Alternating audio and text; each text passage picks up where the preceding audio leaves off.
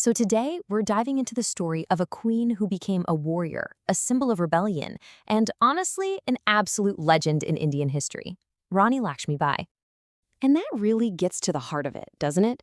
How does someone born to rule end up as an icon of resistance? Well, that's exactly what we're going to figure out. Because when you think about India's first war of independence in 1857, she is the face of it. Her story is all about a leader who stared down a global empire and just refused to blink. It's a story of courage against, well, impossible odds. But to really understand the warrior, we've got to go back, way back. We have to meet the girl she was first, because her childhood was anything but ordinary. So she was born Manikarnika Tambe, though most people affectionately called her Manu. And she didn't grow up sheltered from the world. No, she was raised right in the court of a Peshwa, who was basically the prime minister of the powerful Maratha Empire. So she was surrounded by politics and power from day one, which definitely shaped the queen she was about to become. And her education? It was completely unheard of for a girl at the time. Forget domestic skills, Manu was out there mastering sword fighting, horse riding, even archery. These were skills that were supposed to be just for men. This wasn't just a hobby. This was the forging of a future warrior. Okay, so let's jump forward a bit. This is where her personal life and a massive political crisis just completely collide. As the queen of Jhansi, Lakshmibai is about to face a series of heartbreaking losses that will leave her kingdom wide open to its biggest threat yet. After the tragic deaths of both her husband and their baby son, the British East India Company saw their chance. They pulled out this really controversial policy called the Doctrine of Lapse. It was basically a legal tool they used to just snatch up Indian states. They refused to recognize her adopted son as the rightful heir, which meant they could just declare Jhansi theirs for the taking. So what did the British do? They tried to buy her off. They offered her a pretty huge annual pension, 60,000 rupees, if she'd just walk away from her fort and give up her throne. But let's be real, this was not a negotiation. It was an ultimatum. And her response was absolutely electric.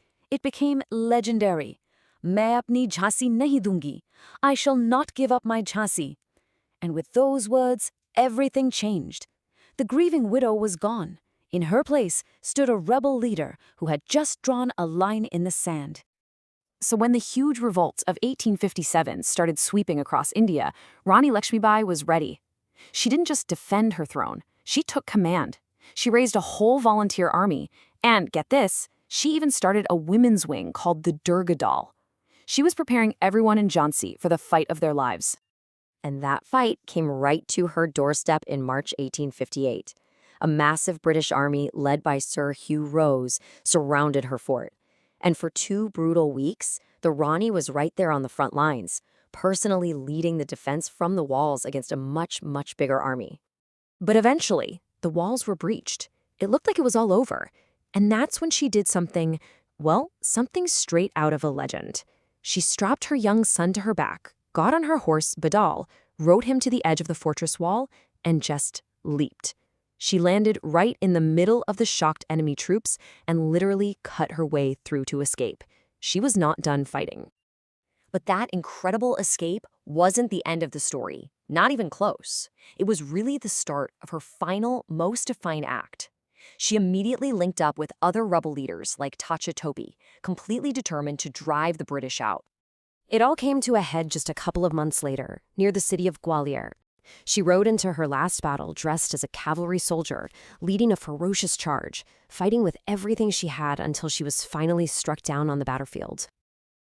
Maybe the most telling tribute she ever received came directly from her enemy. Sir Hugh Rose, the very commander sent to crush her rebellion, called her the most dangerous of all the rebel leaders. Just think about that.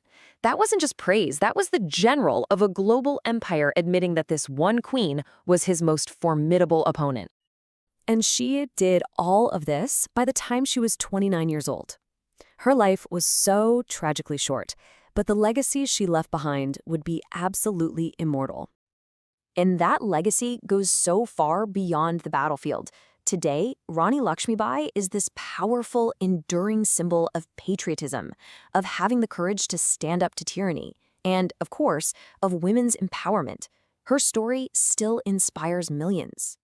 There's a famous poem that has really cemented her place in India's heart. The final line says it all. "Khoob ladi mardani, वो तो झांसी वाली रानी थी. It perfectly captures the spirit of a leader who just shattered every rule and every expectation to fight for her people and for her home. And that brings us right back to our first question. What makes a spirit of defiance immortal? I think the story of Rani Lakshmibai shows us that it's not always about winning the battle. It's about that unwavering, unbelievable will to stand up against impossible odds for what you believe in, and that is a spirit that can never, ever be defeated.